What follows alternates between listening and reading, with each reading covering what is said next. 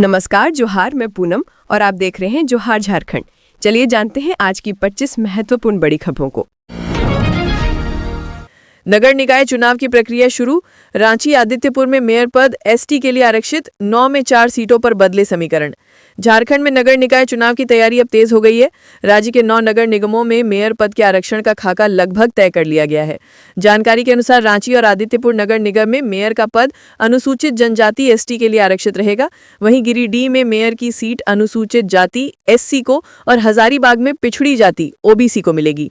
बाकी 5 नगर निगम देवघर, धनबाद, चास, मेदिनीनगर और मांगो अनारक्षित रहेंगे। राज्य सरकार ने हाल ही में नगर पालिका निर्वाचन नियमावली में संशोधन किया है, जिसके बाद नगर विकास विभाग ने अधिसूचना जारी कर दी है। अब राज्य निर्वाचन आयोग इसी नियमावली के आधार पर आरक्षण का अंतिम प्रारूप तय करेगा। बताया गया कि राज्य में आरक्षण की सीमा 50% से अधिक नहीं हो सकती, इसलिए 9 में से 4 मेयर पदों को ही आरक्षित रखा गया है। राज्य सरकार ने यह भी स्पष्ट किया है कि जिन वार्डों में किसी वर्ग की आबादी 1% से कम है, वहां उस वर्ग के लिए आरक्षण नहीं होगा। उदाहरण के तौर पर सरायकेला नगर पंचायत के वार्ड 10 में एसटी का आरक्षण है, लेकिन यहां पर एससी का केवल एक परिवार रहता है। इस कारण 2 बार चुनाव नहीं हो सका। इसी तरह रामगढ़ नगर परिषद के वार्ड 28 में BC2 की जनसंख्या न के बराबर है, इसलिए वहां भी आरक्षण लागू नहीं किया जाएगा। वेज बिरयानी की जगह परोसी गई नॉन-वेज बिरयानी। रेस्टोरेंट मालिक की हत्या के विरोध में लोगों ने किया सड़क जाम। शनिवार की देर रात रांची के कांके रोड में चौपाटी रेस्टोरेंट के मालिक विजय नाग की हत्या के विरोध में स्थानीय लोगों ने कांके रोड को पूरी तरह से जाम कर दिया। सैकड़ों की संख्या में लोगों ने रांची पिठोरिया सड़क को ब्लॉक कर दिया। चौपाटी रेस्टोरेंट के मालिक विजय नाग की हत्यारों की गिरफ्तारी की मांग को लेकर रविवार की सुबह कांके रोड पर जबरदस्त हंगामा किया गया। जैसे ही लोगों को ये जानकारी मिली कि शनिवार की देर रात अपराधियों ने रेस्टोरेंट में घुसकर विजय की हत्या कर दी, लोग आक्रोशित हो गए। स्थानीय लोग मौके पर जुटे और सड़क जाम कर दिया। लोगों में पुलिस प्रशासन को लेकर बेहद आक्रोश दिखा। स्थानीय लोगों ने कहा कि पुलिस सिर्फ वसूली का काम कर रही है। कानून व्यवस्था के संबंध में अयोग्य लोगों को थाना प्रभारी बनाया जा रहा है, जिससे अपराधियों का मनोबल लगातार बढ़ रहा है। लगभग 1 घंटे तक पुलिस और पब्लिक के बीच जाम हटाने को लेकर मान मनोबल चलता रहा। कांके विधायक भी मौके पर पहुंचे और उन्होंने भी पुलिस से बातचीत की। लोगों के आक्रोश को देखते हुए कांके रोड में भारी संख्या में पुलिस बल तैनात किया गया। इस बीच कांके थाना प्रभारी सहित अन्य लोगों ने लोगों को समझाने की पूरी कोशिश की। भीड़ को पुलिस के द्वारा आश्वासन दिया गया है कि रेस्टोरेंट मालिक की हत्या में शामिल अपराधियों को 24 घंटे के अंदर गिरफ्तार कर लिया जाएगा। गौरतलब है कि शनिवार की रात बिरयानी को लेकर हुए विवाद में चौपाटी रेस्टोरेंट के मालिक विजय नाग की गोली मारकर हत्या कर दी गई। आरोपियों के द्वारा वेज बिरयानी की मांग की गई थी, लेकिन किसी स्टाफ की गलती की वजह से उनके पास नॉन-वेज बिरयानी चली गई। इस मामले ने इतना तूल पकड़ लिया कि अपराधियों ने रेस्टोरेंट में बैठे विजय की गोली मारकर हत्या कर दी। गोड्डा में पानी की टंकी ढहने से 2 मासूम बच्चों की मौत, 3 गंभीर घायल। गोड्डा जिले के सुंदर पहाड़ी इलाके से एक बड़ी दुखद खबर सामने आ रही है, जहां एक पानी की टंकी के अचानक ढह जाने से 2 मासूम बच्चों की मौके पर ही मौत हो गई, जबकि इस हादसे में 3 अन्य लोग गंभीर रूप से घायल हो गए हैं। घटना की जानकारी मिलते ही राहत और बचाव कार्य शुरू कर दिया गया है। सभी घायलों को तत्काल इलाज के लिए गोड्डा के सदर अस्पताल में भर्ती कराया गया है, जहां उनकी स्थिति गंभीर बताई जा रही है। सब्जी मंडी बनी रणभूमि, 2 गुटों में हिंसक झड़प, 1 दर्जन लोग घायल। गिरिडीह जिले के जमुआ थाना क्षेत्र के जगन्नाथ डी मिर्जागंज सब्जी मंडी में रविवार को सब्जी की खरीद बिक्री के दौरान जाम को लेकर 2 गुटों में हिंसक झड़प हो गई। देखते ही देखते मामूली कहासुनी ने खूनी संघर्ष का रूप ले लिया। दोनों पक्षों की ओर से ईंट पत्थर और लाठी डंडों का जमकर प्रयोग हुआ। हंगामे के दौरान फल और सब्जियां सड़कों पर बिखर गईं, जिससे मंडी का दृश्य रणभूमि में बदल गया। अचानक हुई इस मारपीट में करीब 1 दर्जन लोग घायल हो गए। घटना के बाद आसपास के लोग भयवश अपने घरों में दुबक गए। सूचना मिलते ही जमुआ थाना की पुलिस मौके पर पहुंची और भारी मशक्कत के बाद स्थिति को नियंत्रण में लिया। पुलिस ने दोनों पक्षों को समझा बुझाकर मामला शांत कराया। घटना के बाद दोनों पक्षों ने थाना में आवेदन देकर एक दूसरे पर मारपीट और रंगदारी मांगने का आरोप लगाया है। फिलहाल पुलिस मामले की जांच पड़ताल और आगे की कार्रवाई में जुटी हुई है। बिहार की तर्ज पर झारखंड में चतुर्थ वर्गीय कर्मचारियों को प्रोन्नति देने की मांग। राज्य गठन के बाद से अटका है प्रमोशन। राज्य के सरकारी कार्यालयों में कार्यरत चतुर्थ वर्गीय कर्मचारियों को प्रोन्नति देने की मांग तेज हो गई है। झारखंड राज्य कर्मचारी महासंघ ने केंद्र सरकार के फैसले के अनुरूप बिहार की तरह झारखंड में भी चतुर्थ वर्गीय कर्मचारियों को तृतीय श्रेणी में प्रोन्नति देने की मांग की है।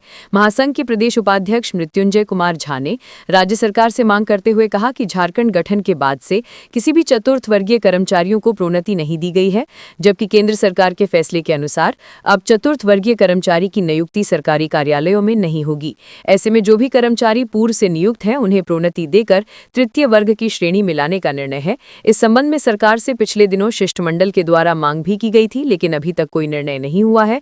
हमें उम्मीद है कि सरकार सकारात्मक रुख अपनाते हुए 15 नवंबर राज्य स्थापना दिवस के मौके पर जरूर कोई फैसला लेगी।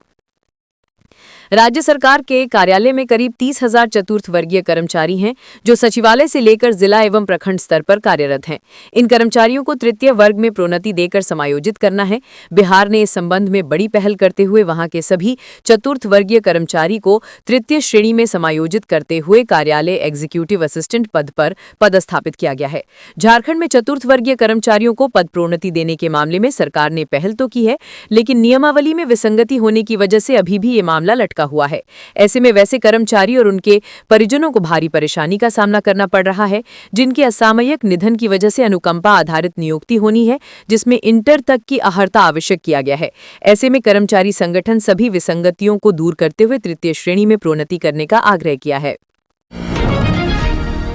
पलामू में वॉलपुट्टी मिस्त्री की गोली मारकर हत्या, छानबीन में जुटी पुलिस। पलामू जिले के चैनपुर थाना क्षेत्र के शाहपुर में वॉलपुट्टी का काम करने वाले हसन अली की गोली मारकर हत्या कर दी गई। घटना रविवार सुबह करीब 7:30 बजे की है। घटना की सूचना मिलने पर पुलिस मौके पर पहुंची और मामले की जांच कर रही है।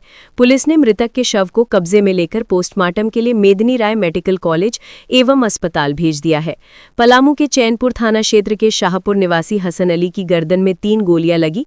वह 2020 में हत्या के एक मामले में जेल भी गया था। रिहा होने के बाद वह शहर से बाहर चला गया और कुछ दिन पहले ही घर लौटा था। हसन अली का भाई एक सरकारी अधिकारी के यहाँ ड्राइवर है। स्थानीय लोगों के मुताबिक हसन अली वॉलपुट्टी के साथ कई अन्य काम भी करता था। रविवार की सुबह वह सड़क पर खड़ा था, तभी अपराधी आए और उसे उठा ले गए। शाहपुर मचान पर अपराधियों ने उसे चाकू मारा और फिर गोली मारकर उसकी हत्या कर दी। घटनास्थल पर मौजूद अन्य लोगों ने पुलिस और परिजनों को इसकी सूचना दी। घटना की सूचना मिलते ही चैनपुर थाना प्रभारी श्रीराम शर्मा के नेतृत्व में पुलिस बल मौके पर पहुंचा और मामले की जांच शुरू कर दी। चैनपुर थाना प्रभारी श्रीराम शर्मा ने बताया कि आपसी रंजिश के चलते इस घटना को अंजाम दिया गया है।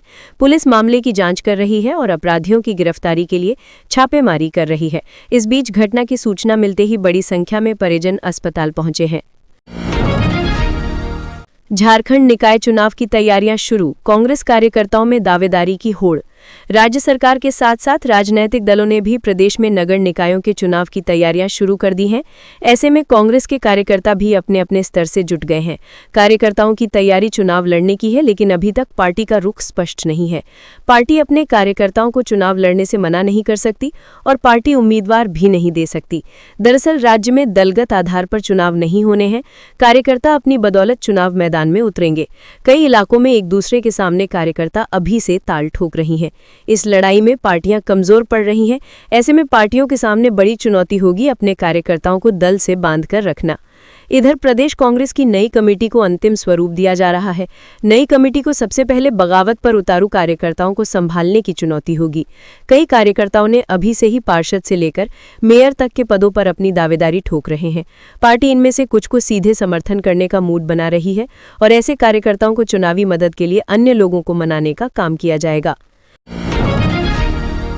दिवाली छठ पर घर छोड़ने से पहले पुलिस को दें सूचना, सुरक्षा में तैनात रहेंगे पुलिस के जवान।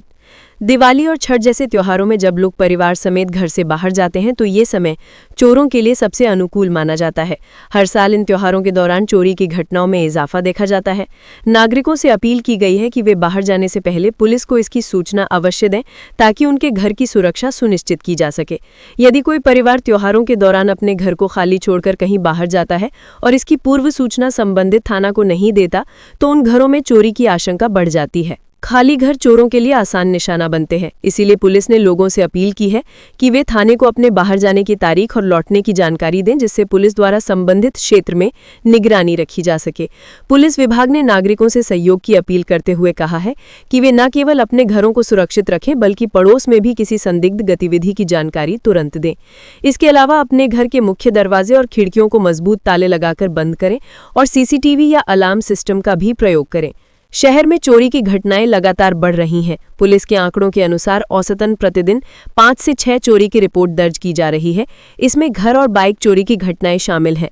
पिछले 5 वर्षों में चोरी के मामलों में यह वृद्धि स्पष्ट रूप से दिखाई देती है। ये आंकड़े बताते हैं कि भले ही साल 2024 और 2025 में मामलों में कुछ कमी आई हो, फिर भी त्योहारों के समय चोरी की घटनाओं की आशंका अधिक रहती है। शहर में सदर, बरियातू, लालपुर, सुखदेव नगर, धुरवा, हटिया, खेलगांव और नामकुम जैसे क्षेत्र चोरों की सबसे अधिक सक्रियता वाले इलाके माने जा रहे हैं। इन क्षेत्रों में गश्त बढ़ाने और संदिग्ध गतिविधियों पर नजर रखने की योजना बनाई गई है। पुलिस का मानना है कि इन क्षेत्रों में चोरी की घटनाओं की संभावना अधिक होती है, खासकर तब जब लोग त्योहार के समय अपने घरों को खाली छोड़कर बाहर जाते हैं। रांची पुलिस ने त्योहारों को ध्यान में रखते हुए विशेष सुरक्षा योजना तैयार की है। संवेदनशील इलाकों में गश्ती दलों की संख्या बढ़ाई जा रही है और दिन दहाड़े हो रही घटनाओं पर काबू पाने के लिए विशेष टीमें गठित की गई हैं। साथ ही सीसीटीवी कैमरों की मदद से निगरानी की जाएगी और संदिग्ध लोगों पर पैनी नजर रखी जाएगी। जमशेदपुर पुलिस को बड़ी सफलता, 25 लाख रुपए की डकैती मामले में 5 गिरफ्तार। जमशेदपुर पुलिस को बड़ी सफलता हाथ लगी है।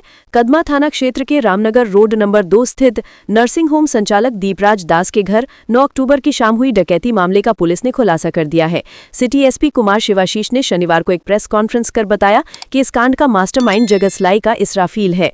उसने अपने साथियों के साथ मिलकर डकैती की पूरी योजना बनाई थी। इसके लिए 1 सप्ताह पहले से घर की रेकी कर रहा था, जिसके बाद वारदात को अंजाम दिया गया।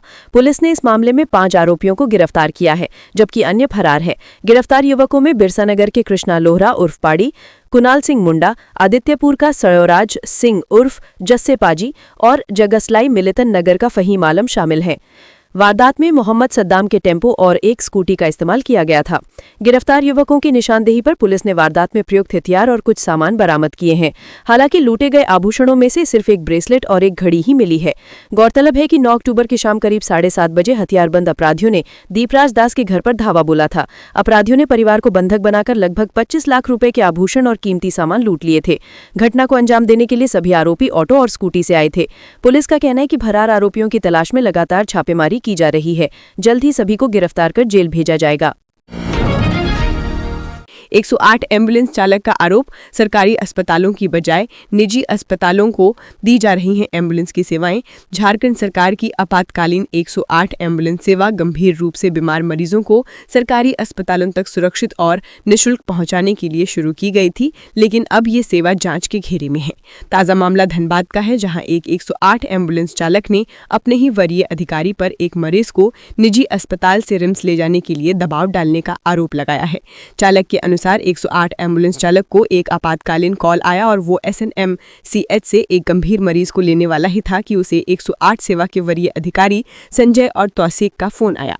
दोनों अधिकारियों ने चालक को मरीज को सरकारी अस्पताल में छोड़कर एक निजी अस्पताल जाने और वहां से एक मरीज को रिम्स ले जाने का निर्देश दिया। इस संबंध में चालक सुमन कुमार और सनी कुमार ने कहा कि यह आदेश सरकारी नियमों का पूर्ण उल्लंघन है। उन्होंने स्पष्ट रूप से कहा कि 108 एम्बुलेंस सेवा केवल आम जनता और सरकारी अस्पतालों के लिए है, लेकिन हमारे अधिकारी हमें निजी अस्पतालों से मरीजों को लाने ले जाने का आदेश देते हैं, जो कि गलत है और सरकारी संसाधनों का दुरुपयोग है। चालक ने यह भी कहा कि ऐसे निर्देश अक्सर उच्च अधिकारियों के दबाव में जारी किए जाते हैं, जिससे क्षेत्र में कार्यरत एम्बुलेंस कर्मियों को असुविधा होती है। उन्होंने विभाग से मामले की जांच कर जिम्मेदार अधिकारियों के खिलाफ कार्रवाई करने की मांग की है। स्थानीय लोगों का कहना है कि अगर सरकारी एम्बुलेंस निजी अस्पतालों में तैनात की जाएंगी तो गरीब और जरूरतमंद मरीजों को समय पर चिकित्सा सुविधा नहीं मिल पाएगी। 108 एम्बुलेंस चलाने वाले अधिकारी तौसीक ने बताया कि निजी अस्पतालों से मरीजों को लाने ले जाने का प्रावधान है। हालांकि हमारी प्राथमिकता सदर अस्पताल और SNMCH आने वाले मरीजों को ले जाना है। उन्होंने बताया कि SNMCH में भर्ती मरीज को दूसरी 108 एम्बुलेंस से रेफरल अस्पताल भेजा गया और मरीज को कोई असुविधा नहीं हुई। एम्बुलेंस निजी अस्पताल गई थी, लेकिन मरीज को वेंटिलेटर सपोर्ट की जरूरत थी, जो कि 108 एम्बुलेंस में उपलब्ध नहीं था, जिसके बाद एम्बुलेंस वापस लौट आई। पहली बार कॉरिडोर के बाहर भी होगी बाघों की गिनती, 2026 में जारी होगी report. National tiger conservation authority of India के नेतृत्व में पूरे देश में बाघों की गिनती की शुरुआत हो गई है। 4 चरणों में गिनती होनी है। बाघों की गिनती को लेकर पहले चरण का कार्य भी शुरू हो गया है। 2026 में पहली बार कॉरिडोर से बाहर बाघों की गिनती होनी है। इस गिनती में मांसाहारी एवं शाकाहारी सभी जीवों की संख्या को शामिल किया जाएगा।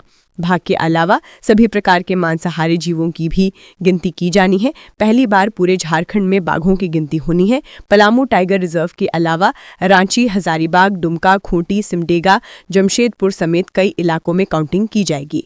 दरअसल झारखंड के सभी इलाकों के वन विभाग के कर्मियों को पलामू टाइगर रिजर्व ने बाघ एवं दूसरे वन्य जीव की गिनती को लेकर ट्रेनिंग दी है। पलामू टाइगर रिजर्व पूरे झारखंड में बाघों की गिनती को लेकर नेतृत्व कर रहा है। National tiger conservation authority of India के नेतृत्व में प्रत्येक 4 वर्ष में बाघों की गिनती होती है। 2022 में NTCA ने जो रिपोर्ट जारी की थी उसमें पलामू टाइगर रिजर्व में 1 बाघ की मौजूदगी दिखाई गई थी। 2018 में जारी रिपोर्ट में बाघों की संख्या 0 बताई गई थी। 2022 के बाद से पलामू टाइगर रिजर्व के इलाके में अब तक 7 बाघ के मूवमेंट को रिकॉर्ड किया गया है। पलामू टाइगर रिजर्व 112.9 वर्ग किलोमीटर में फैला हुआ है। बाघों के कॉरिडोर में हाई रेजोल्यूशन कैमरे लगाए जाते हैं। धनतेरस पर बाजारों में रौनक, जीएसटी कम होने से लोगों ने की दिल खोलकर खरीदारी। धनतेरस पर जमशेदपुर और देवघर के बाजारों में देर रात तक भीड़ रही, दुकानें खुली रहीं और लोग अपने परिवारों के साथ धनतेरस की खरीदारी में व्यस्त रहे। बर्तन, सोना चांदी और इलेक्ट्रॉनिक्स के साथ साथ मिट्टी के दिए और घरेलू सजावट के सामान बेचने वाले कई दुकानों पर देर रात तक खरीदारी जारी रही। इधर धनतेरस के बाजार को लेकर सुरक्षा के व्यापक इंतजाम किए गए थे। पुलिस सादे लिबास में घूम रही थी और जगह जगह पैदल गश्ती कर रही थी। इलेक्ट्रॉनिक्स दुकान में सबसे ज्यादा खरीदारी टीवी और फ्रिज की हुई। आपको बता दें कि पिछले दिनों जीएसटी की दर में कटौती होने से सामान के दामों में कमी आई है, जिसके कारण लोगों ने जमकर खरीदारी की। बर्तन की दुकान में कांसा और पीतल के बर्तनों की बिक्री ज्यादा हुई। सोने की कीमत आसमान छू रही है, लेकिन धनतेरस के बाजार में सोने की चमक बरकरार रही। दुकानदारों का कहना है कि पिछले कई वर्षों के बाद इस साल धनतेरस का बाजार सबसे अच्छा रहा। लोगों ने धनतेरस को लेकर काफी उत्साह दिखा और जमकर खरीदारी हुई। दुकानदारों ने बताया कि जीएसटी दर में कमी के कारण बाजार में इसका असर बेहतर दिख रहा है, लेकिन ऑनलाइन बाजार के कारण धनतेरस के बाजार में थोड़ा असर पड़ा है। इलेक्ट्रॉनिक सामान के विक्रेता विशाल सिंह ने बताया कि जीएसटी दर में कमी के कारण खरीदारी अच्छी हुई। पूरे जमशेदपुर में धनतेरस के बाजार में इलेक्ट्रॉनिक सामान का लगभग 100 करोड़ का कारोबार होता है। बर्तन दुकान के विक्रेता का कहना है कि कांसा, पीतल के बर्तन की ज्यादा बिक्री हुई है। इस बार धनतेरस के बाजार में रौनक देखने को मिली है। बाजार अच्छा हुआ है। इलेक्ट्रॉनिक्स, ऑटोमोबाइल, आभूषण और गृह सज्जा से जुड़ी दुकानों पर भीड़ देखी गई। धनतेरस की देर शाम तक हुई खरीदारी को लेकर संथाल चेंबर ऑफ कॉमर्स के लोगों ने कहा कि इस वर्ष धनतेरस पर देवघर सहित संथाल परगना में लगभग 500 करोड़ रुपए का कारोबार होने का अनुमान है। संथाल चेंबर ऑफ कॉमर्स के अध्यक्ष गोपाल कृष्ण ने बताया कि कोरोना काल के बाद लगातार हर वर्ष धनतेरस पर व्यापारिक स्थिति सुदृढ़ हुई है और इस बार पिछले वर्ष की तुलना में कारोबार में उल्लेखनीय वृद्धि दर्ज की गई है। हालांकि देर रात तक आधिकारिक आंकड़े जारी नहीं हुए, लेकिन व्यापारियों का उत्साह साफ झलक रहा है। उन्होंने कहा कि इस वर्ष देवगढ़ में 100 से 150 करोड़ रुपए तक के व्यापार होने की उम्मीद जताई जा रही है। झारखंड के स्कूल में शिक्षकों को बिना कारण निकाला तो सुप्रीम कोर्ट ने फटकार लगाया। सुप्रीम कोर्ट में 16 अक्टूबर 2025 को एक सुनवाई चल रही थी। केस था झारखंड के एक स्कूल का, जहां कुछ शिक्षकों को निकाल दिया गया। अब निकालने की वजह बताई गई कुछ और, लेकिन उनको जो शो कॉज नोटिस दिया गया उसमें वजह दूसरी बताई गई। और इन सब के बाद निकाले गए शिक्षकों को ये मौका तक नहीं दिया गया कि वो अपनी सफाई में कुछ कह ही सके। ये मामला है झारखंड के एक स्कूल का। साल 2015 में कुछ शिक्षकों को अपॉइंट्स दिया गया, लेकिन 2016 में ही उन्हें जॉब से निकाल भी दिया गया। अब आप जानते होंगे कि नौकरी से निकालने के पहले निकाले जा रहे व्यक्ति को शो कॉज नोटिस भेजी जाती है। जब किसी पर आरोप लगे हों तो उससे उसका पक्ष जानने के लिए जो नोटिस भेजा जाता है उसे हम शो कॉज नोटिस कहते हैं। अब इस शो कॉज में साफ साफ कहा गया कि पद पर नियुक्त होने के लिए ग्रेजुएशन में 45% मार्क्स चाहिए होते हैं और उनके मार्क्स कम हैं, इसलिए उन्हें हटाया जा रहा है। लेकिन जितने टीचर्स थे उन्होंने इस इल्जाम के खिलाफ खुद को डिफेंड कर लिया। ये कहा कि अनुसूचित जाति से होने के नाते उन्हें कम से कम 40% चाहिए होते हैं, जो उनके पास है। इसके बाद उन्हें नौकरी से निकालने का एक दूसरा तरीका निकाल लिया गया। स्कूल मैनेजमेंट ने उन्हें ये कहकर निकाल दिया कि उन्होंने परीक्षा की कॉपियां जांचने में कुछ गलती कर दी है। शिक्षकों को ये मौका तक नहीं दिया गया कि वो अपने पक्ष की बात सामने रख सकें। उन्हें सुना ही नहीं गया। निरस्त किए गए शिक्षकों ने पहले निचली अदालत का किवाड़ ठकठकाया, लेकिन निचली अदालत ने कह दिया कि स्कूल की कोई गलती नहीं है। इसके बाद शिक्षक पहुंचे सीधे सुप्रीम कोर्ट। 15 अक्टूबर को सुनवाई कर रहे थे जस्टिस दीपांकर दत्ता और के विश्वनाथन। उन्होंने पूरे मामले को जांचने के बाद पाया कि बिना किसी बात के शिक्षकों को निकाल दिया गया है। कोर्ट ने साफ साफ कहा कि एम्प्लॉयर किसी एम्प्लॉई को तभी हटा सकता है जब उसने शो कॉज में कारण बताया हो, जिसके बाद एम्प्लॉई या कर्मचारी को अपनी बात रखने का मौका भी मिला हो। कोर्ट ने माना कि शिक्षकों के साथ गलत हुआ और स्कूल की अथॉरिटी से कहा कि वो शिक्षकों को साल 2015 से अभी तक का एरियर और बकाया वेतन जोड़कर दें, उन्हें कॉम्पनसेट करें। जमशेदपुर में 1 लाख रुपए के ब्राउन शुगर के साथ युवक गिरफ्तार, 30 पुड़िया बरामद। कोवाली थाना क्षेत्र के उड़ीसा रोड स्थित नागा पुलिया के समीप ब्राउन शुगर की खरीद बिक्री की गुप्त सूचना दोपहर के 12 बजे वरीय पुलिस अधीक्षक को दिया गया। मामले पर वरीय पुलिस पदाधिकारियों के निर्देश पर पुलिस उपाधीक्षक मुसाबनी के नेतृत्व में टीम गठित कर उड़ीसा रोड के नागा पुलिया के पास छापामारी की गई। इसमें एक युवक पुलिस बल को देखकर भागने लगा, जिसे पुलिस छापामारे दल में शामिल टीम द्वारा दौड़ाकर पकड़ लिया गया। नाम पता पूछे जाने पर उसने अपना नाम मोहसिन नदीम बताया, जो हल्दी पोखर पश्चिम का रहने वाला है। जब तलाशी ली गई तो इसके जीन्स के पैकेट से 30 पीस ब्राउन शुगर का पुड़िया पाया गया, जिसके बाद इससे पूछताछ की गई तो पूछताछ के क्रम में मोहसिन नदीम ने बताया कि जमशेदपुर से लाकर वो ग्रामीण क्षेत्र में इधर उधर ब्राउन शुगर की सप्लाई कर मोटी रकम कमाता है। साथ ही उन्होंने बताया कि हमारे साथ 7-8 साथी भी संलिप्त हैं।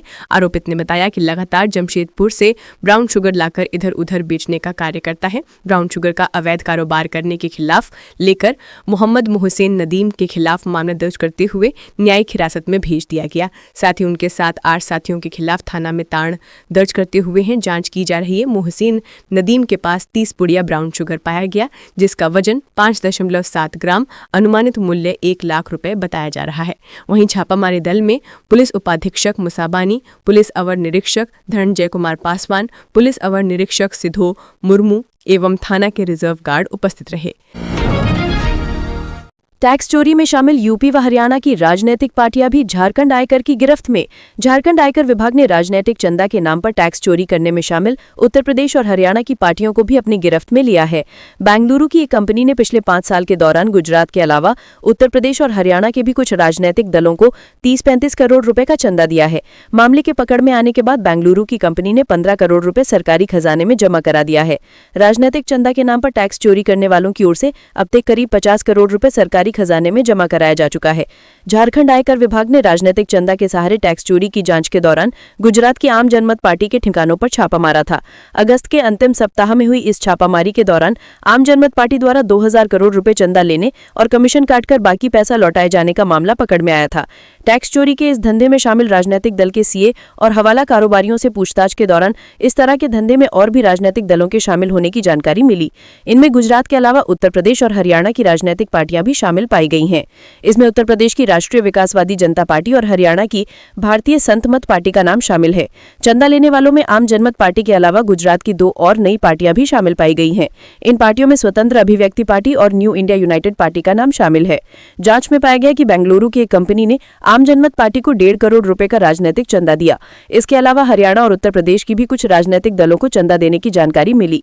आम जनमत पार्टी के अलावा अन्य पार्टियों को राजनीतिक चंदा देने की जानकारी के बाद मामले की विस्तृत जांच के लिए बेंगलुरु की कंपनी को समन भेजा गया। कंपनी के पदाधिकारियों ने पहले तो गोलमोल जवाब दिया।